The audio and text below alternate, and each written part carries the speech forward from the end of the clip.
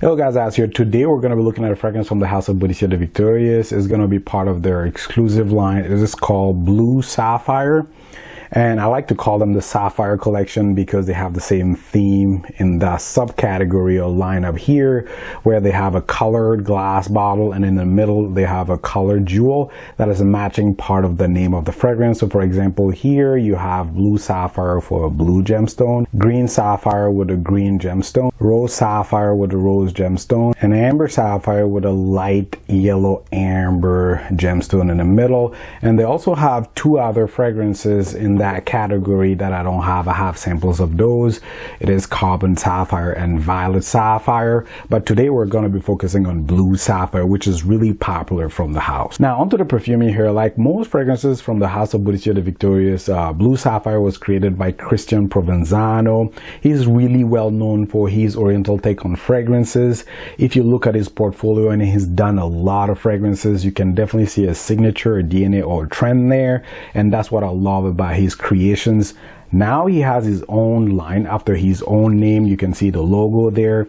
I have a couple here. I'm going to be doing an overview, but for fans of Bottega Victorious fragrances, if you've explored a lot there, my concern is that with him porting his DNA into his own house, it might be a little bit redundant, but I'm going to be touching on that later. For today, we're looking at blue sapphire. Now onto the fun part, the smell that I get out of blue sapphire. This one is such an opulent scent, really diffusive. You're going to have a beautiful scent bubble around you that is ethereal, airy, but grounded at the same time. This one has weight, but is not in an obnoxious way, so it's definitely pleasant for the wearing there. If I was going to use a mood to describe this one, I would say smile. Every time I smell this one, it just puts a smile on my face, I guess because of the bright, sweet, candied florals that I get, and I'm going to touch on that a little bit more later. But if I was going to use keywords to describe this one, I would say candied lemon rose, dipped in honeyed orange jam, contrasted with herbal tones, and then smooth woods in the base. So at the top, and for the first 4 to 5 hours, what I get out of blue sapphire is this consistent, bright, happy floral theme, and the base is giving a darker edge to the fragrance, but it's quiet in the beginning, and then well into the far dry down, that's where the base comes out a little bit more, and then that floral theme tones down a little bit.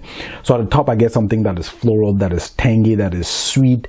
It is herbal as well, but then you also get something that is mainly centered around rose and marigold. The combination between the honeyed orange like sweetness and then the herbal tones did remind me of marigold. And if you've tried the fragrance from the house of Byredo, they're not the same, but if you are able to isolate from Bal d'Afrique that beautiful honeyed floral sweetness that you get in the beginning without the vetiver, that's essentially what I get out of blue sapphire, but think about a juicier and then thicker feel out of that floral. So think about the main floral theme around this fragrance being centered around that herbal sweet marigold paired with the sweet rose, further contrasted with some spicy herbal aromatic feel coming from chamomile and then cardamom. I also get a lot of musk, jasmine, but also the lemony feel coming from the lemony floral of magnolia. Contrasting that beautiful bouquet there in the base, I get a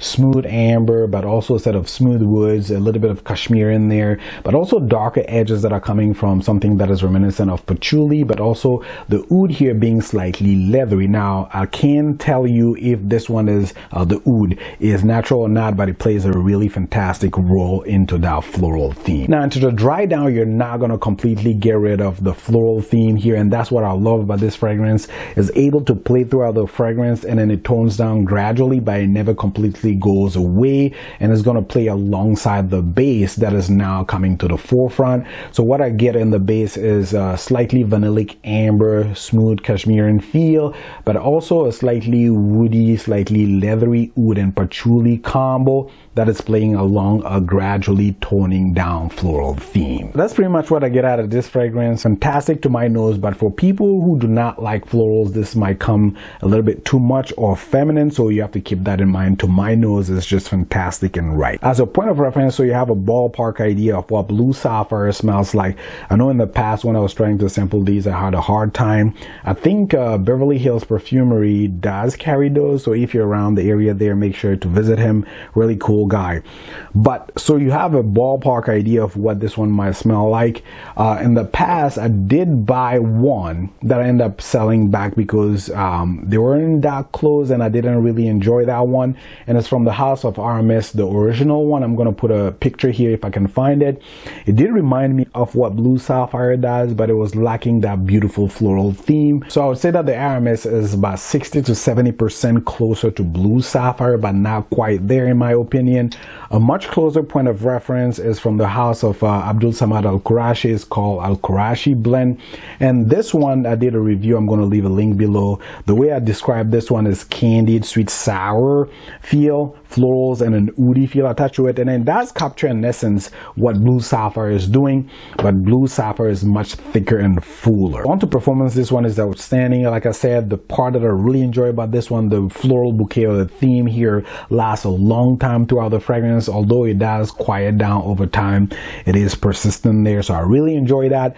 10 plus hours in terms of longevity and projection is really good for the first 5 to 6 hours. After that, it tones down, but again, when you move, you can still smell that. So great performance. In terms of occasion, this one is an opulent scent, like I said, so I would say dinner, date, parties, this will fit that perfectly. Seasonality, I would say colder seasons. So on to my closing toss on Blue Sapphire. This one is a winner in my book. Opulent, lasts a long time, manages not to be obnoxious.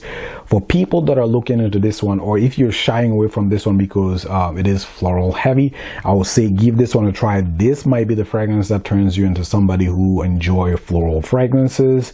For me, it is just perfect. I don't find it feminine at all when I wear it.